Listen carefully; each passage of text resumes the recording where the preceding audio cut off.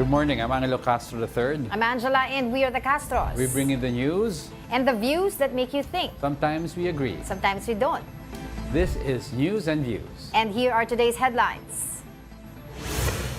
Mindanao lawyers asked the Supreme Court to throw out the impeachment case versus Vice President Sara Duterte. Most of the invited social media personalities once again failed to show up at the House Tri-Committee hearing. As a result, nearly a dozen of them have been subpoenaed. CIDG Chief Nicolas Torre III denies receiving orders to file complaints against former President Rodrigo Duterte. He says that the decision was made independently without direction from the Senate or Malacanang. And the LRT-1 announced a fare hike starting April. Magkano naman kaya yan? Duterte allies have filed a petition to block the impeachment trial of Vice President Sara Duterte. Here's the report.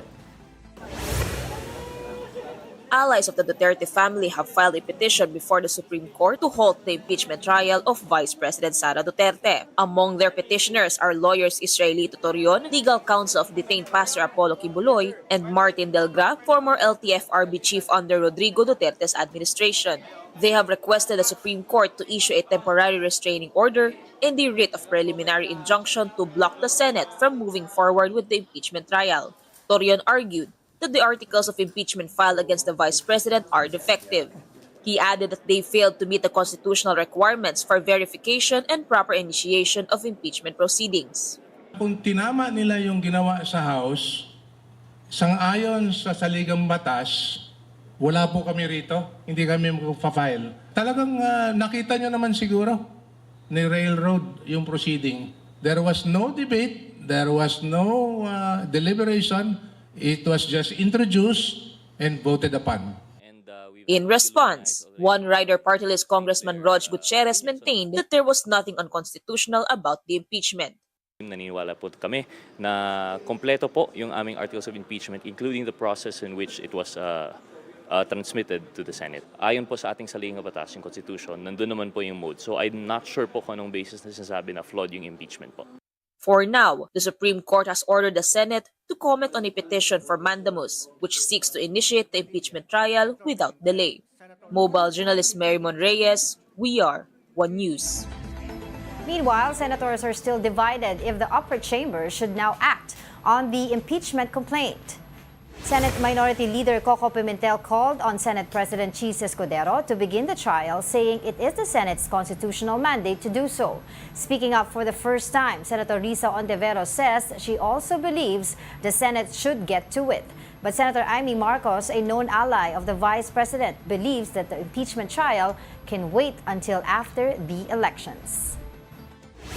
Malinaw ang utos sa amin na once matransmit sa amin ang articles of impeachment tulad ng nangyari, ay agad po kaming mag-convene. Hindi naman natin masasabi na urgent requiring the calling of a special session. Yun lang pakiwari kong personal.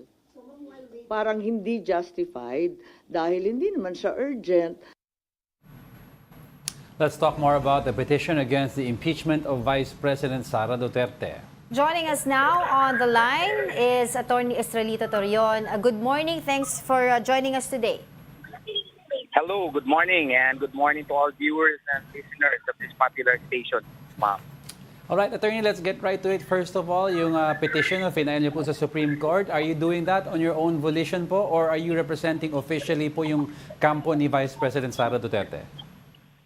Well, I am doing it in my own volition together with the other lawyers from Mindanao and concerned citizens as well as concerned bloggers po like Banat Bay, Coach Oli, and Boss Dada po. We have decided to collaborate in order to file this petition and possibly obtain a TRO and thereafter injunction and thereafter an order of prohibition from the Supreme Court stopping the trial in the Senate. Yes, sir. You mentioned in one of your interviews that the articles of impeachment in these complaints are defective. Can you expound that to us po? Well, it is really defective because I know the basis of the House of Representatives. They're basing it on the fact that they have 1/3 vote in accordance with Article 11, Section 3, Paragraph 3 of the 1987 Constitution, and that. But our basis is that it should be struck as void, as it is constitutionally infirm and it is jurisdictionally void, and it suffers from inherent defects in the light of the fact that, number one, it did not take into consideration the fact that there were 3 priorly filed complaints against for impeachment against Vice President Sara Duterte. And if you read Article 11, Section 3, Paragraph 2, there should have been outright actions on the part of the House of Representatives insofar as any of the first 3 complaints is concerned, because under Section 3, Paragraph 2, Article 11, the 1987 Constitution, once a verified complaint for impeachment is filed, the House of Representatives is mandated to include it in the order of business within 10 session days, and thereafter it should be included in the it should be referred to the proper committee within 3 days, 3 session days thereafter. And if you relate it with Rule 2, Section 3 of the House of Rules of Procedure on Impeachment, it is even imperative on the part of the Secretary General to refer it right away to the Secretary so that it will be included in the order of business within 10 session days. And the Secretary is mandated by their own rules to refer it to the Committee on Justice within 3 session days. These mandatory provisions were not followed in this case insofar as the 3 complaints is concerned. Second, even the House rules of the House of Representatives, Rule 2, Section 2, provides that even if you have 1/3 vote, their own rules provide that this should pass through the Committee on Justice, and the rules provide that the Committee on Justice would determine, in effect, whether or not it is sufficient in form and substance, and that they could not contradict this because it is provided in their own rules. And number 2, we likewise cited the fact that there is here a defective verification process. If you read the Constitution of the matter, if there is a 1/3 vote, it begins that in case the verified complaint is supported by at least 1/3 of the House of Representatives, trial in the Senate shall forthwith proceed. But the requirement is that there must be a verified complaint.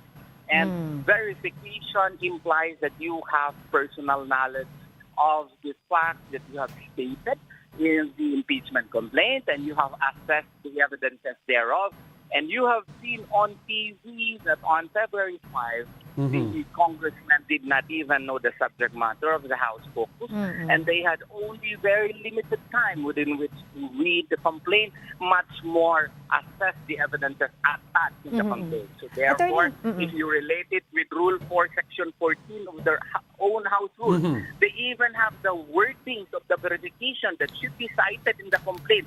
The wordings in the verification in Rule 4, Section 14 does not appear in the complaint as actually filed in the House of Representatives. And finally, the due process clause of the 1987 Constitution was not followed. Note that Vice President Duterte was not even informed of the actual complaint that was filed in the in the Senate. You might argue that there were investigations that were conducted in the past, but Vice President Duterte has already answered the same. But the actual complaint that was actually filed before the Senate, it is a fact that Vice President. Okay. Attorney, are you still there? Can you hear us okay? Nawala ata si Attorney. Attorney? Hello? Yan. Can you hear us po? Yes. Yeah. Okay po. Yes. Yun nga po, no, sinabi ni Congressman Rog Gutierrez na expected naman daw po ito sa kampo ng mga supporters si VP Sara na mag-file ng ganitong petition sa Korte Suprema para na rin daw po talagang mas ma-interpret yung batas. Pero sa kanilang hanay, sinasabi nila, wala naman daw silang nilabag sa kanilang proseso. And in fact, prior to this impeachment complaint, yung una pa lang po yun 1 and 2, we had former Senator Laila De Lima on the show saying na, sinasabi niya po na oo, may procedure na merong idadaan dapat sa Committee of Justice, pero meron ding proseso na kailangan nga daw po yung 1/3 of votes ng Kamara, which is hindi na kailangan idaan pa sa Committee on Justice. Well, that is their contention. I respect their opinion. But if you read Section 3, Paragraph 4 of Article 11 of the 1987 Constitution, it clearly states, in case the verified complaint, resolution, or impeachment is filed by at least 1/3 of all the members of the House, which means that before you go to the phrase, the same shall constitute the articles of impeachment and trial by the Senate shall forthwith proceed, you have to comply with the requirement in case the verified complaint or resolution of impeachment is filed. So what is verification? You have to look into the rules of procedure of the House of Representatives, and Rule 4, Section 14 mandates a particular procedure that should be followed. And besides, Rule 2, Section 2 of House of Representatives mandates that even if you have 1/3 vote, it should first still be referred to the Committee on Justice. Are you saying that when they wrote and they crafted the House House rules, they did not take all these into consideration and simply disregard it when there is already an impeachment complaint against a high official? Note that in Francisco versus House of Representatives, the Supreme Court was emphatic in saying that the impeachment process is a solemn process. It must follow the stringent fundamental rules and procedure, which must be stringently followed likewise, because you are impeaching an official who has been voted by 32,208,417 souls and individuals. And we have here a situation where only 215 congressmen who have rashly and in a blitzkrieg fashion filed this complaint without following their own rules. Then we really have a problem, madam. And this problem should be resolved by the Supreme Court simply because of the fact that in Corona versus Senate, the Supreme Court did not have the chance at that time to rule on the merits of the case. And this is now the most opportune time to rule on this, because this is concerning a person who has been elected into office by 32,208,417 voters, whose votes are sacrosanct, sacred, and which must be protected by the law as well as the 1987 Constitution. Yes, Attorney, para palinawin lang for our viewers. No? So are you saying in essence, before na transmit to for signature for the 200 plus congressmen, yes, dapat po dinaan ito sa Committee on Justice to ascertain yung substance and form. Is that what you're saying, Attorney? Sa kanilang rules kasi, nakasaad na dun sa Rule 2, Section 2, pakibasa po ninyo, dapat daw dumaan sa Committee on Justice, sabi nila. Doon sa kanilang rules. Ngayon, hindi nila sinusunod. Ano yan? Kung hindi nyo sinusunod yung sariling rules nyo, ipafile ninyo at the last 30 seconds before the House session is adjourned or before the Senate session is adjourned. Then you are rushing things. You do not want any discussion on the matter. You have railroaded the process, which should have been considered as a solemn process, which should have followed stringent procedural rules. So what does that imply? It implies that you are rushing things so that it cannot be known to the people, and there will be no compliance with the due process clause. Yes. And the due process clause mandates that no person shall be deprived of life, liberty, or property without due process of law. She was duly elected by the people, 32 million, and the process for her removal should have followed the stringent procedural rules mandated under the 1987 Constitution, but which have been altogether denied by the 250 Congress. Well, attorney, we understand That's that my part. point. Yeah, attorney, we understand Yes. that part. I'd like to, as reference yung nangyari po kay President Joseph Estrada sa Congress. Do you think that this has similar instances? Yung kay pag-transmit ni Villar, Senate President, then Speaker of the House Villar? If I'm not mistaken, I think that matter passed the Committee on Justice. But even if it did not pass, you have to relate it with the House rules of the present Congress. The fact remains that in the present Congress, they provide us those rules. So they are mandated by law to follow the rules that they have set. So the fact that they did not follow it, if you base it likewise on Rule 2, Section 3 of their own House rules, the first 3 impeachment complaints should have been acted. They did not act on it. Because why? Because in Francisco versus House of Representatives, if the complaint is referred already to the Committee on Justice, the 1-year bar rule shall have operated. But in this case, hindi nila inaksyonan yun para hindi mag-operate yung 1-year bar rule. Makatarunganon ba yan? Hindi yun makatarunganon kung sa binisaya pa. Why? Because what is good for the gander should likewise be good for the goose.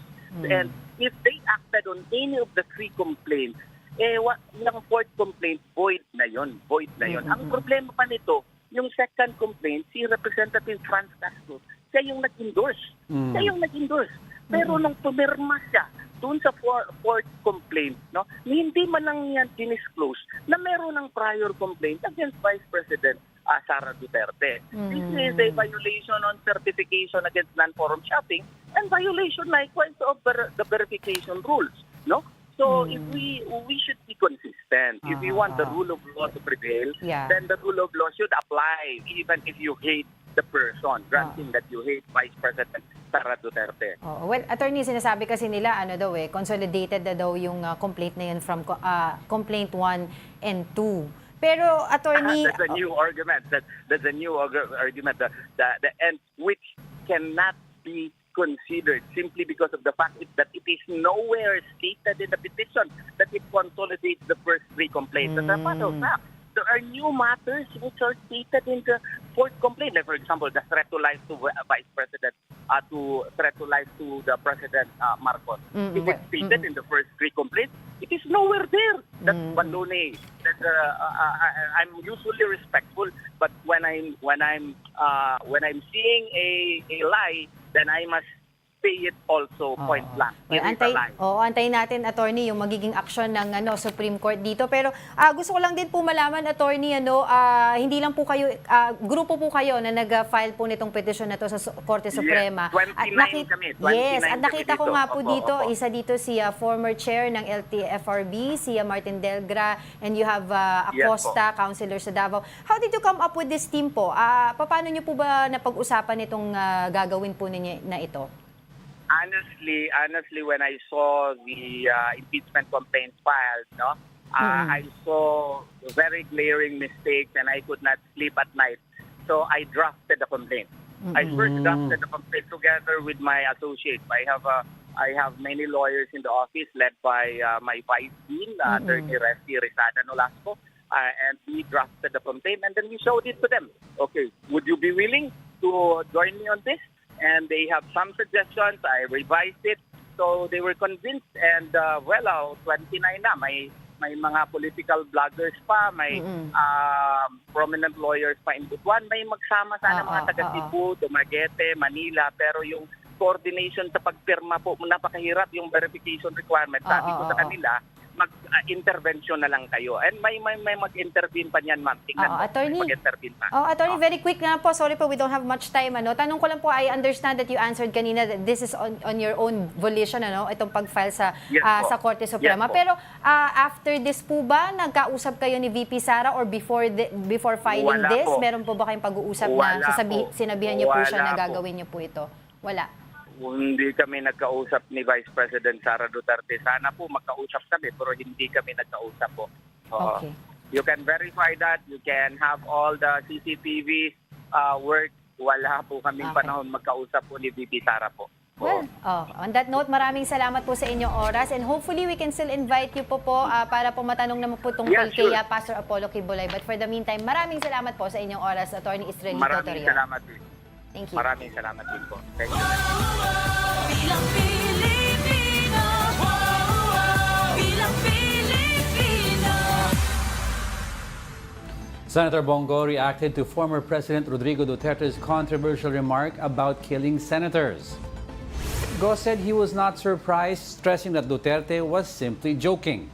Meanwhile, PNP CIDG Chief Major General Nicolas Torre insisted that neither Malacanang nor the Senate ordered him to file complaints against former President Duterte. On Monday, Torre filed formal complaints against the former president for inciting sedition and unlawful utterances. Alam natin yung na-joke talaga. Kahit ako, hindi na ako nagtataka dahil alam mo kung joke talaga. I don't think that Malacanang should get involved in this. Dahil ito naman ay pure law enforcement. Hindi namin kailangan ng Senado, hindi namin kailangan ng Malacanang dito para ma-file ang kaso nito. I informed the chief that I'll be filing the cases. And he said, go ahead, do your job. Trabaho ko to eh.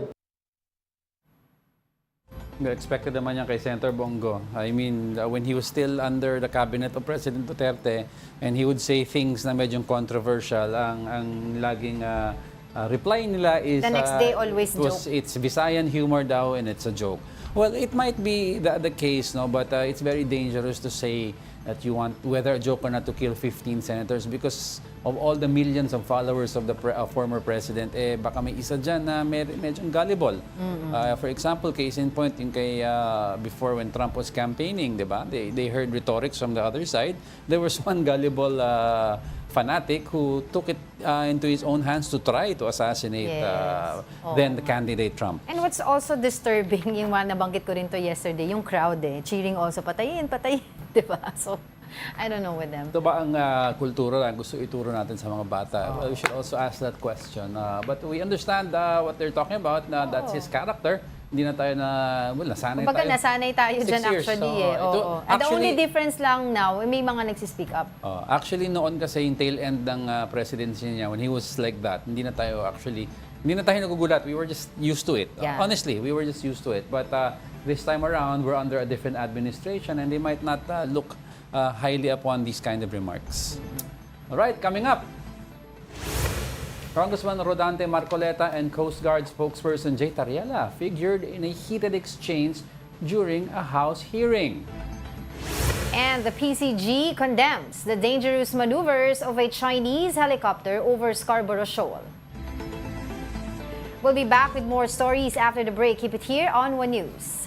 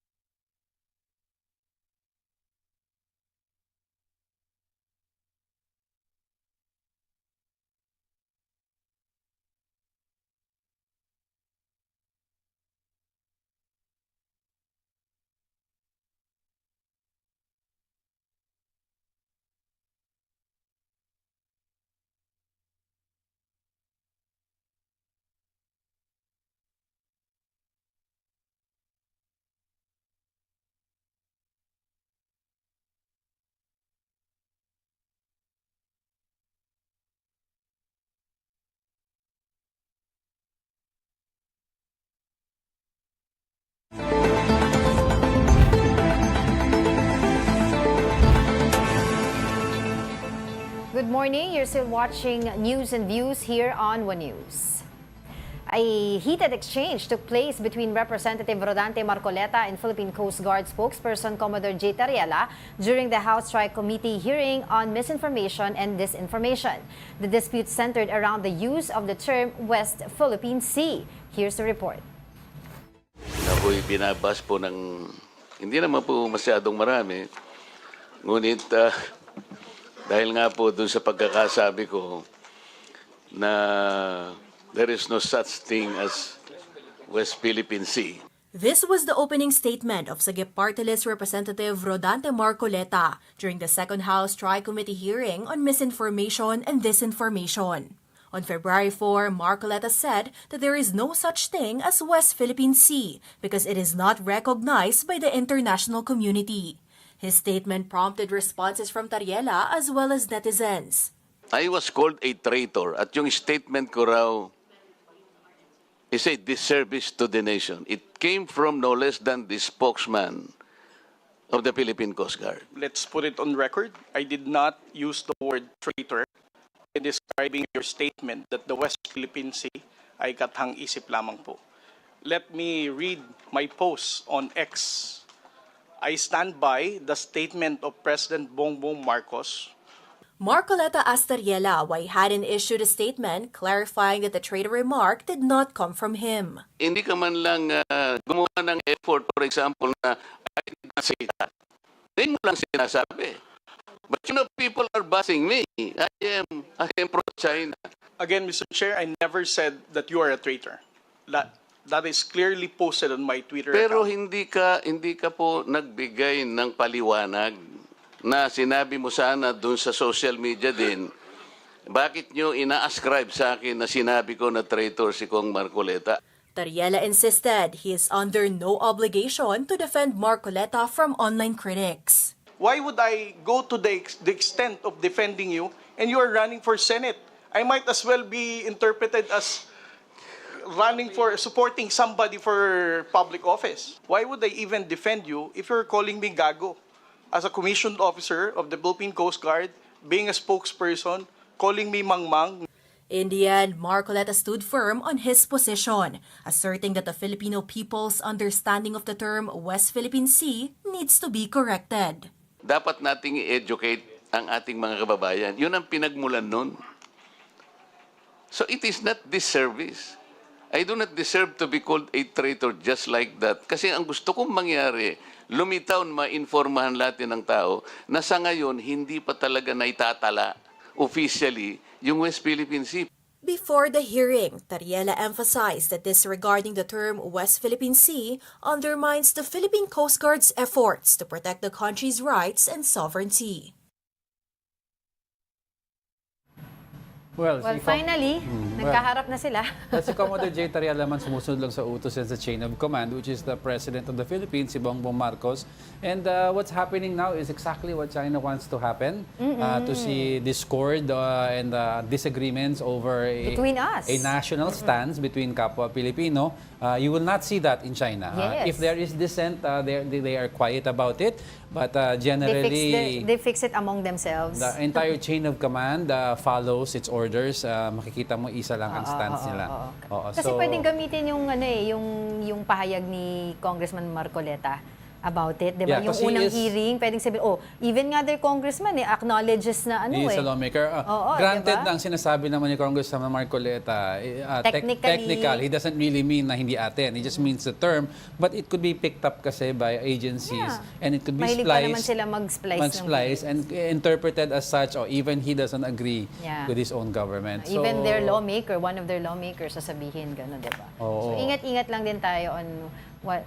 Tapos, ano pa tawag dito yung sinabi ni Commodore J. Tariela about yung sinabi ni Congressman Marcoleta, yung may GAGO, may mangmang. Oo. It was said here kasi on our program. It was initially said here, when we interviewed Congressman Marcoleta, di ba, about it. Kaya nga sabi ko are you referring to, or you talking about Commodore J. Tariela? And sabi niya, sino pa ba? kinonfirm naman, sino pa ba? Di ba? Yun ang Tapos sinabi. sinight na Commodore J. Tariela that on his Twitter, and he even read the report, that he did not say that directly that Congressman Marcoleta is a traitor. Rather, he was saying that he goes by what the president has ordered and is saying, and whoever does not believe in what the president is saying, then parang in essence, parang he didn't say the word traitor, parang ganun ang naka-imply na traitor ka sa bayan. But he did not say he did not say Congressman Totoo yan. So Marcoleta. tapos na yan, di ba? Finally, nagkaharap na sila, tapusin na nila and move on na. Diba? Kasi hindi maganda, hindi maganda yan hindi maganda tignan sa optics natin. Oo, diba? Okay, alright. In other news, Bilang Pilipino, bilang Pilipino. the administration-backed Alyansa para sa Bagong Pilipinas held a campaign rally in Pasay City on Tuesday. Before delivering his speech, President Bongbong Marcos jokingly counted the administration's senatorial lineup. Pagbigyan niyo po ako at binibilang ko lang yung aming mga kandidato dahil tinitiyak ko na kumpleto at wala pang napasabugan ng Granada. Wala po kayong maririnig na masasamang salita. Wala po kayong maririnig na panakot. Wala po kayong maririnig ng pagmumura. This comes after former President Rodrigo Duterte made a controversial remark about killing 15 senators to help his allies secure Senate seats. Other candidates also weighed in on the issue. Benhur Abalos said he refuses to be affected by negative campaigning, while Ping Lacson urged everyone to help de-escalate tensions rather than fuel political conflict. Tumulong na lang tayo mag-de-escalate, sa halit na mag-escalate. Kasi walang idudulot na maganda ito sa ating mga kababayan, lalo na sa mga pangkaraniwang Pilipino.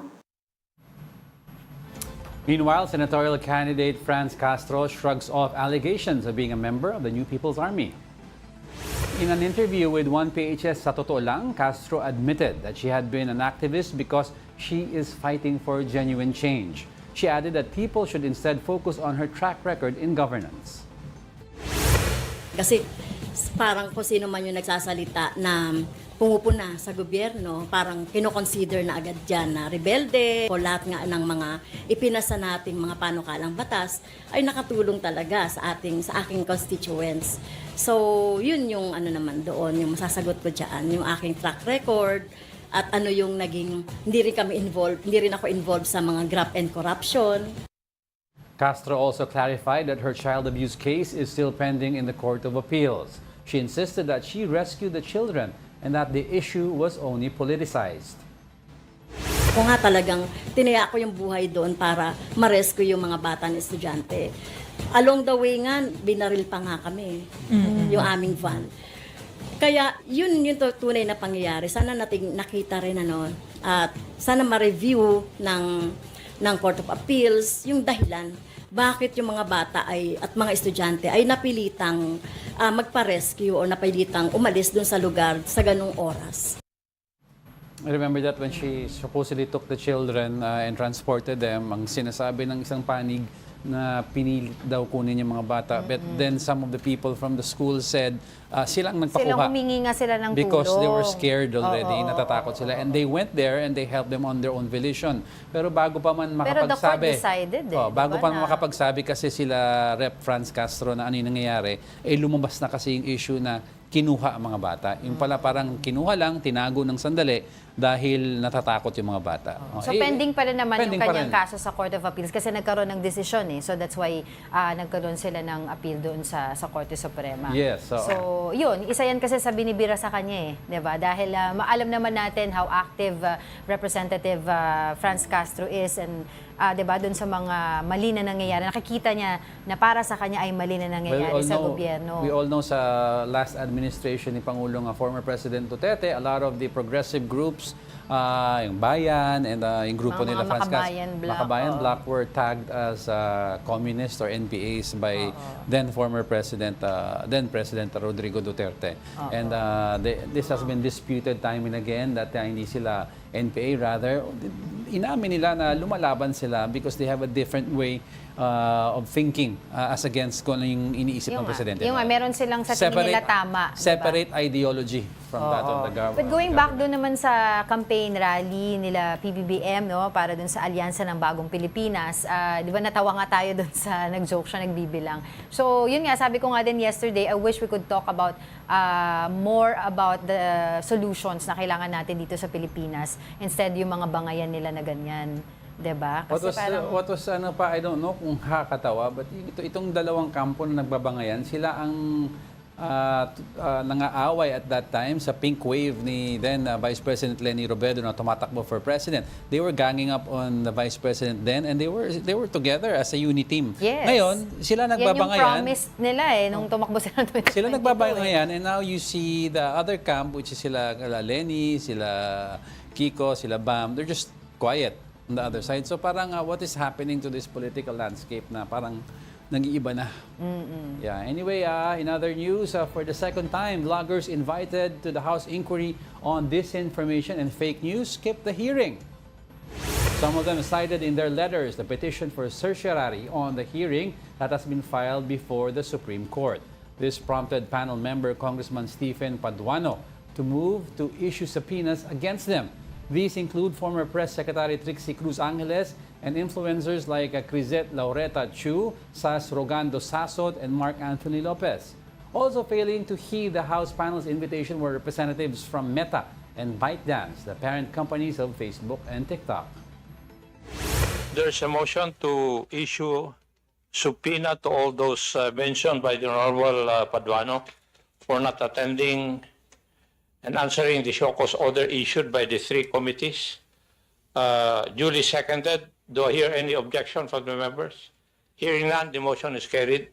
So likewise, in the same manner, then I would like to amend my motion, Mr. Chair. I'd like to move that the show cause order be issued to ByteDance Philippines or the invitee here po, no, sa email to, and to Facebook Philippines, Mr. Chair. Second. Any objection to the motion? Hearing none, the motion is carried.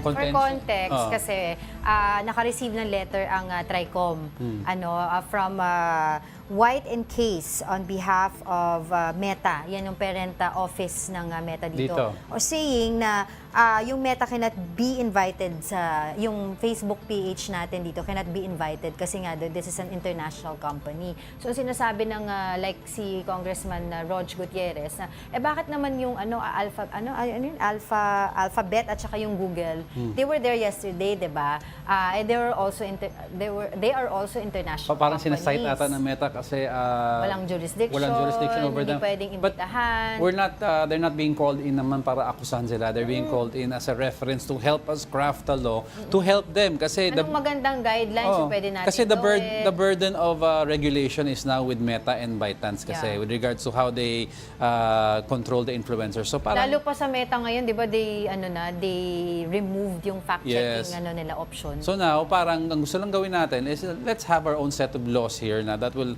hopefully parang put an end to this issue altogether. So that's the excuse of sa Meta. Yung ByteDance naman, sabi nila meron silang engagement sa Singapore, which is I don't know. Wala silang lawyer ba na pwede ipadala dito? On the other hand naman, yung mga ibang influencers are saying na how did this committee come up with the list daw na bakit predominantly puro DDS?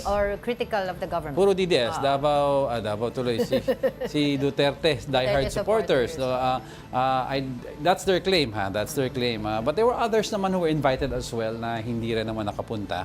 Or may mga iba pa nga ng ibang supporters na nakapunta din. So, yan ang contention. Ang sinasabi lang ng iba, sana hinintay na lang nitong mga nag-file sa Supreme Court na pumunta muna sila sa hearing, and if they're feeling nila sinusuppress sila sa hearing, curtail nila yung freedom saka ka magreklamo, wala pang nagsisimula, sabi nila, bakit ka nag-file ka agad? So ngayon, ang kanilang excuse bakit on the second time hindi sila umattend, meron kasi silang petition for certiorari sa Supreme Court kasi nga dahil nga dito siya naging basihan ng TRICOM ng pagpapaimbita sa kanila. So, gusto natin makita. So what happens now? What happens now habang wala pang ruling ang Supreme Court on the issue at biglang magkaroon ng contempt order na with a warrant of arrest. Let's see. Ngayon kasi ang nangyayari, wala pang contempt order, pero may pasubpina. Yeah, that's what I'm saying. Pero pag umabot sa vloggers. punto na nagkaroon ng contempt order at kailangan i-detain sila, 'di ba? Wala pang pending ruling. Let's see how this happens. Yes. So matetest natin yung waters on this issue.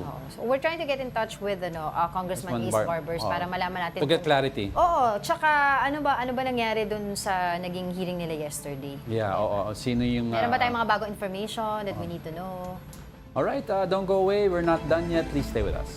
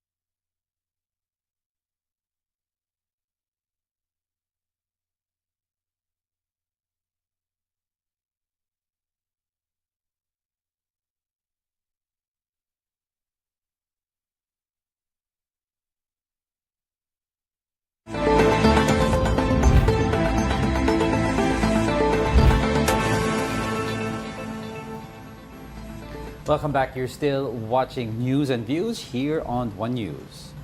Nako, kaliwat kanan ang mga mukha ng kandidato sa mga pader at poste ngayong election na season, election season. Dahil po dyan, tiba-tiba na naman ngayon ang mga printing shop. Para bigyan ng mukha ang balita, Mobile Journal Ivan Darinque. Eleksyon na naman, kaya tantad na ng campaign material sa maraming lugar. Sa ganitong panahon din, tiba-tiba ang mga printing shops. Hindi na magkandao-gaga ang mga empleyado sa printing shop na ito sa Recto, Manila. Lahat sila may sariling gawain mula sa pag-layout, printing at hanggang sa paggupit. Doble kayod sila dahil sa bulto-bultong order ng mga election poster ng mga kandidato para sa darating na midterm election. Extra effort man sila ngayon. Ayos lang dahil ang kinikita nila tumaas din kumpara sa karaniwang araw. 101%. Layo po, sir. Napakalayo po ang agwat. Lalo pag mga February, March, yan. Yan yung talagang big 30 pesos ang singil nila sa isang 2x3 size poster. At kada araw, umaabot sa mahigit kumulang 1,000 election poster ang kanilang napoproduce.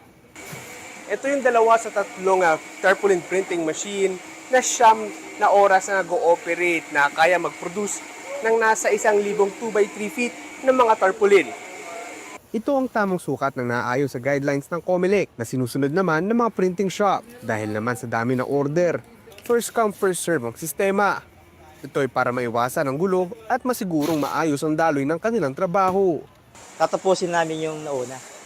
Mahirap kasi po yung yung isisingit mo yung bago. Siyempre, magagalit po yung nauna.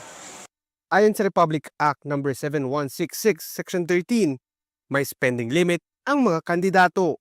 3 piso kada isang registered voter ang budget para sa may political party, habang 5 piso naman para sa mga independent at party list group. Hindi may kakailangang tulong ng mga election posters para mabigyan ng mukha at makilala ang mga kandidato. Pero higit sa papugian at pagandahan ng kanilang retrato, dapat mas alamin ang track record ng ihahalal natin sa pwesto. Mobile Journal Ivan Darinque po, hatid ang mukha ng balita. Alam ko yung hinaing ni Chairman George, 3 piso kada voter sa kandidato, isang poster na sa piniprint nila, lampas 3 piso isang piraso na yan. Yes, oo. 3 piso pa yan para sa may, may political party. Napaka-outdated na ng Anyway, in other news, the Philippine Coast Guard condemned the dangerous maneuvers of a People's Liberation Army Navy helicopter over Scarborough Shoal on Tuesday. In a post on X, PCG spokesperson for the West Philippine Sea, Commodore J. Tariela, said the helicopter flew as close as 3 meters to a Bureau of Fisheries and Aquatic Resources aircraft.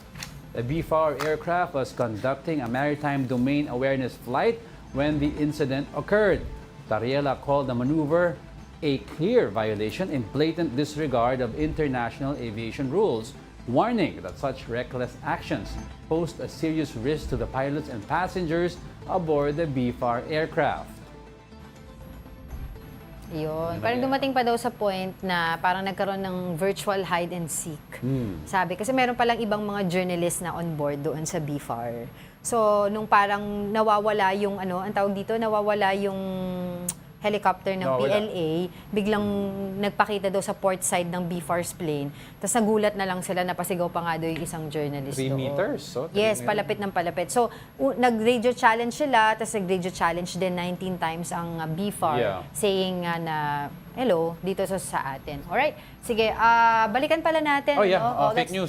About the hearing ng fake news sa TRICOM sa House of Representatives. We have on the line, Surigao del Norte 2nd District Representative Ace Barbers joining us today. Good morning. Good morning, Kong. Good morning, good morning, Angela and Diego. Magandang umaga rin po sa ating mga kababayan. Yes, Congressman, thank you for joining us. Let's get right to it po. Yung, of course, yung second hearing nyo, yung mga nag-file ng petition sa Supreme Court, hindi na naman po pumunta. Ang sinasabi kasi ng iba, paano nyo daw ginawa po kung ang listahan? Puro daw Duterte supporters daw ang inibita nyo. Critical of the government. Hindi, actually, yun nga ang kanilang laging sinasabi na bakit yung mga Duterte supporters lang inimbitahan, meron daw kaming trap na gagawin because once dumating sila ay i-detain namin na marami silang kwento But the fact remains that the reason why we invited them, because they are social media actors or bloggers, no? And they can contribute in the objective of the Tri-Committee. Yes. And what is this objective? Number one, of course, magkaroon ng regulatory policy in the use of social media platforms sa ating bansa. That's number one, no? Number two, to establish a sort of a code of conduct or code of ethics among practitioners in this new industry with social media, no? Yes, Number three, sorry, go ahead. Siyempre, number three, magkaroon ng accountability. Dahil hindi naman pwedeng makakapanirang puri ka, you can destroy, besmirch, or smear someone's reputation without being accountable to that. So these are the things that we want to establish in the use of social media in the country. Okay. Kung ano na po ba yung magiging plano natin kapag hindi pa rin po dumating itong mga social media influencers na to sa susunod na hearing? Kasi I understand may pinasupina po sila. And one of the reasons or major reasons, meron daw po silang petition for certiorari sa Supreme Court. Tama, no? And we respect that, no? Dahil karapatan naman nilang umakyat sa korte at mag-seek ng redress doon kung they feel that they are being aggrieved, no?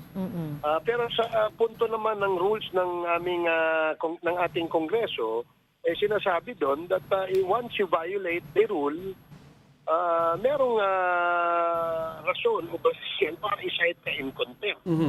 Kapag ikaw naman ay na-contempt, meron pong mga penalties na pwedeng i-impose.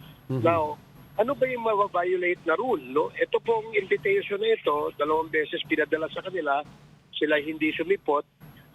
Itong ang pangatlo ay nag-issue na ng meron ng subpoena ad testificandum for them to appear before the committee in the next scheduled committee hearing. Yes, Kong, I'd like to talk about a little po yung growing concern over yung misinformation and disinformation, no? You mentioned the word kanina, practitioners sa loob ng sphere ng social media. By definition po kasi sa TV, meron tayong journalists, news anchors, tsaka mga radio broadcasters. Pero by definition, who do you consider a practitioner po sa sphere ng social media? Is it based on the number of followers? That is what we want to establish. No?